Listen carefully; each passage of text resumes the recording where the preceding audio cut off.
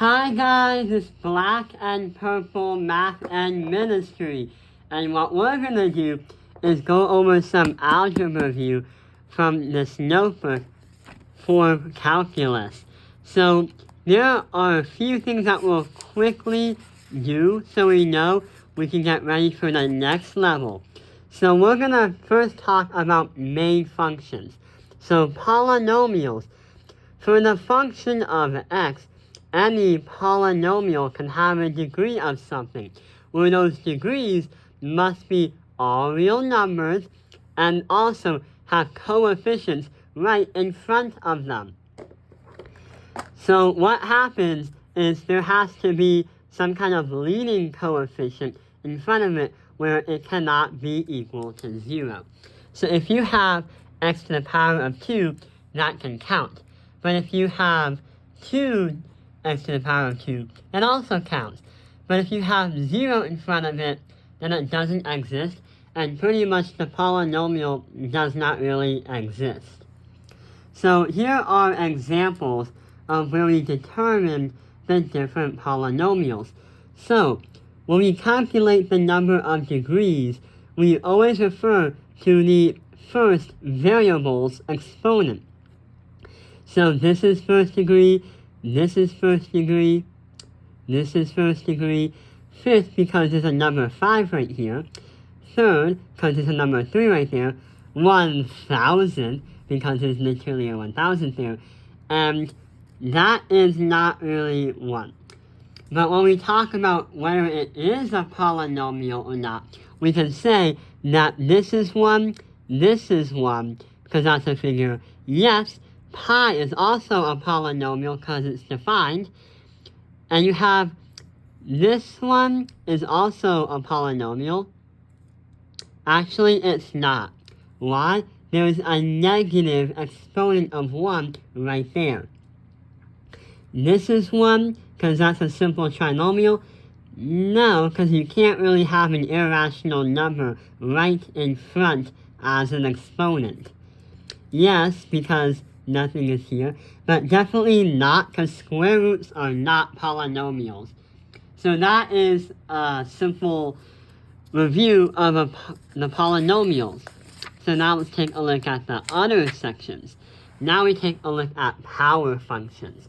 So power functions basically are, you have an exponent, a function of x as an exponent as the letter m, where the letter m has to be 1 divided by a positive integer, where it must be greater or equal to 2.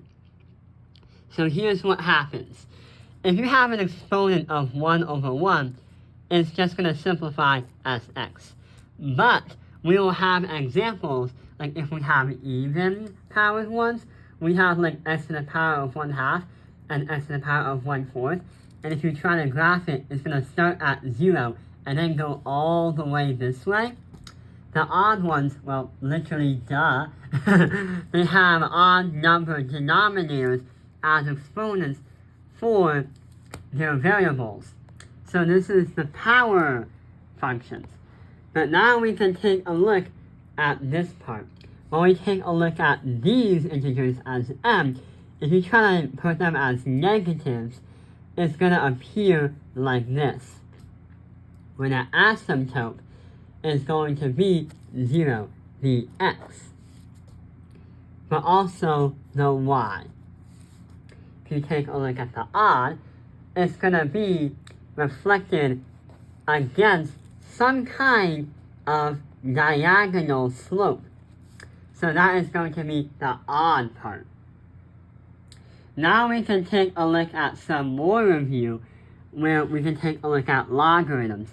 So logarithms are a lot easier expression to understand complex exponents, where the b representing the base of the exponent has to be not 0 or 1, and it cannot be a negative number.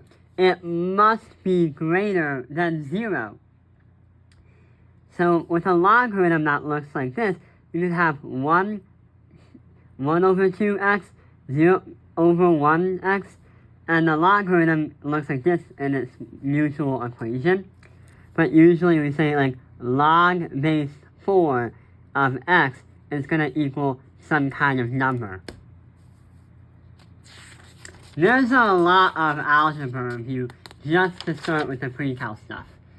So right over here is more continuous logarithm functions, where we have this right here, and then we also have another example right there. This happens when your base is greater than 0 but less than 1. But this happens when your base is much more greater than 1. Now we have trigonometric functions.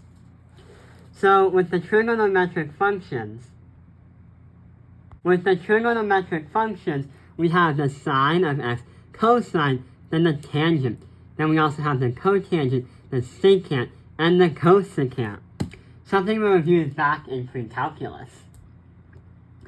So the sine wave is going to look like this, which has a period of 2 pi. But the middle is going to be striking the 0, 0 point. With the cosine, it's going to be a little bit different, where the striking period is going to be 1, and it's going to be shifted a little bit to the right, and the period is 2 pi. The tangent is going to be sine divided by cosine, and it's going to be a little bit different, because you have vertical asymptotes right over here.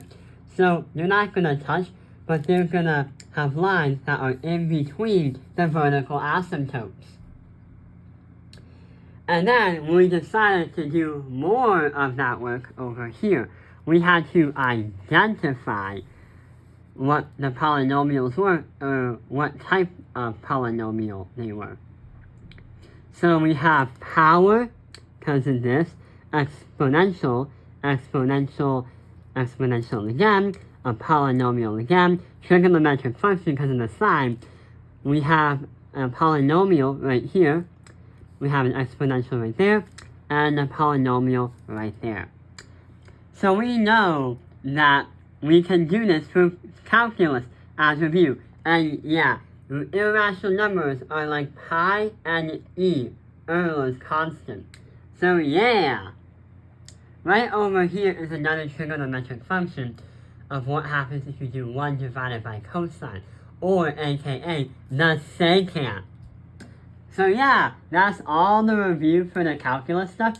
Yes, it was fast, but you do need to know this as like some kind of foundation before you start learning some calculus stuff. For real.